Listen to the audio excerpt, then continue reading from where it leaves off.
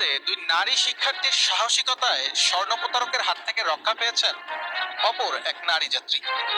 আজ দুপুরে নগরীর নথুল্লাবাদ বাস স্ট্যান্ড থেকে লঞ্চঘাট যাওয়ার উদ্দেশ্যে এক নারী রিকশায় উঠলে কিছু দূর যাওয়ার পর রিকশা চালক ভুয়া স্বর্ণ সংবলিত একটি লিফলেট কুড়িয়ে পেয়ে ওই নারীকে দেখাচ্ছিলেন।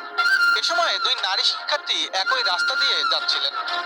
বিষয়টি তাদের সন্দেহ হওয়ায় তারা রিকশা চালকের কাছে এসে ঘটনার বিস্তারিত জানতে চান। এ সময় রিকশা চালক গড়িমসি শুরু করেন।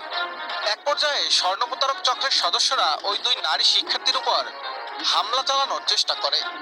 তবে সাহসী দুই নারী শিক্ষার্থী ডাক চিৎকার দিলে অবস্থা বেগতিক দেখে রিকশা চালক ও অপর আরেক স্বর্ণ প্রতারক মুহূর্তেই রিকশা রেখে পালিয়ে যায়। তখন সাহসিকতার সাথে সেই রিকশা আটকে ফেলেন তারা। আমি আপনার প্রথমত নতুল্লাবাদের এই জায়গা থেকে আসতেছি। আসার পর আমি প্রথমে রাস্তার অপোজিটে পেয়ারা কিনতে গিয়েছিলাম। পেয়ারা কিনতে যাওয়ার পরে আবার আমার তো নতুন বাজার যাওয়া লাগবে, আমি এই জায়গা থেকে অটোতে উঠবো। আমি রাস্তা ক্রস করে আসছি।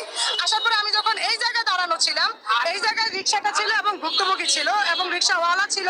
আমি এই জায়গায় গাড়ির জন্য দাঁড়ানো ছিলাম, সাথে আমার আপু, আমরা একসাথে গাড়ি করছি।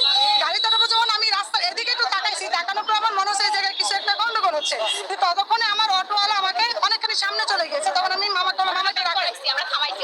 অটোওয়ালা মামাকে বললাম, মামা একটু থামেন, আমি একটু দেখতেছি বিষয়টা কি হচ্ছে, আমরা একটু দেখতেছি বলে আমি ওনাকে দেখলাম যে উনি একটা কাগজ চিরকুটের মতো উনি পড়তেছে।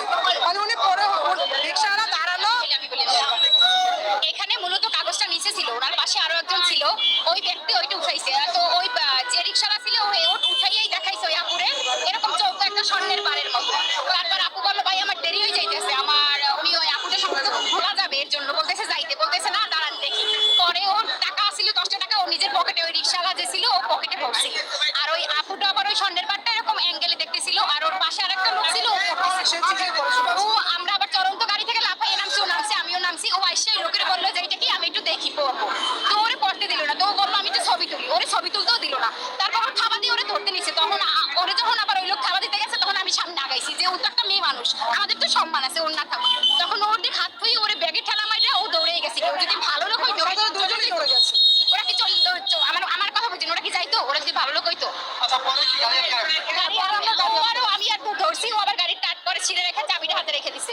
ওই দুই নারী শিক্ষার্থীর অভিযোগ, ভর দুপুরে নথুল্লাবাদের মতো জায়গায় তাদের উপর প্রতারক চক্র হামলার চেষ্টা করলেও তাদের ডাক চিৎকারে কেউ এগিয়ে আসেনি।